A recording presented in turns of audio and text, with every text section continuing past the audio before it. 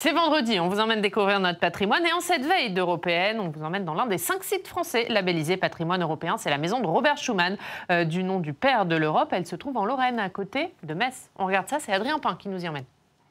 Cette petite maison lorraine n'a pas une allure aussi imposante que les institutions européennes. C'est pourtant ici que Robert Schuman, un des pères de l'Union européenne, y a imaginé ses premiers fondements. L'homme politique mosellan y a vécu dans le calme durant la majorité de sa vie, à partir de 1926 et jusqu'à sa mort en 1963. Une demeure désormais un peu moins calme puisque des dizaines de visiteurs belges et allemands s'y succèdent aujourd'hui. Une étape incontournable dans leur visite de la région. Pour nous, c'est une personne très importante et on a toujours la paix ici en Europe. C'est grâce à M. Schuman. 12 000 personnes ont visité cette maison l'année dernière. Et dans l'histoire de la paix franco-allemande, elle fait presque office de lieu de pèlerinage. C'est déjà très intéressant que cet homme-là, ce qu'il a réussi à faire, de rapprocher les deux peuples, l'Allemagne et la France et tout ça. C'était très bien tout ça là. Moi, je ne connaissais pas Robert Schuman. Je ne pense pas qu'on m'en ait parlé en cours d'histoire. Je trouvais ça passionnant de comprendre que c'était un des fondateurs de l'Europe. La pièce la plus chargée d'histoire, le bureau de Robert Schuman. Alors ministre des Affaires étrangères, c'est ici qu'il rédige sa célèbre déclaration du 9 mai 1950, souvent considérée comme la première brique de l'Union européenne.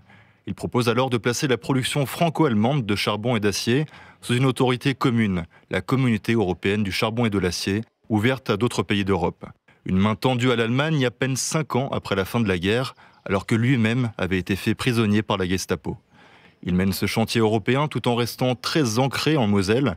Il en est plusieurs fois élu député dès 1919. Un ancrage local que vient rappeler aux visiteurs Gilles Berchu, vice-président de l'Eurodépartement de Moselle. Robert Schuman est né à l'époque où la Moselle était annexée, donc était allemande. Et donc Robert Schuman est né allemand d'un père français et d'une mère luxembourgeoise. Cette origine a façonné sans doute chez lui un état d'esprit que nous retrouvons encore aujourd'hui dans notre département de la Moselle. Célibataire, Robert Schuman vivait seul avec sa gouvernante et passait une grande partie de ses journées à se plonger dans la lecture. Un quotidien pas si solitaire. L'homme d'État recevait souvent des personnalités très influentes de l'époque. Parmi eux, Konrad Adenauer, premier chancelier fédéral allemand, aussi considéré comme un des pères de l'Europe, ou encore le cardinal Roncalli, avant qu'il devienne pape.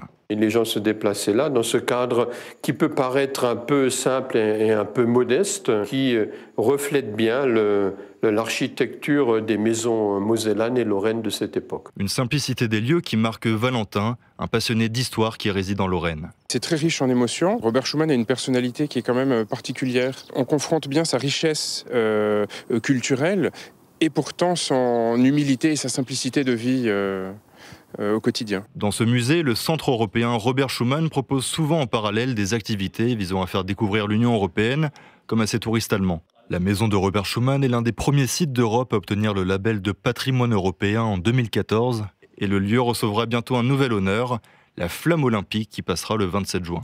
Voilà, et si vous voulez visiter cette maison de Robert Schuman, c'est en Lorraine, à Sichazel. C'est une petite commune qui est juste à côté de Metz.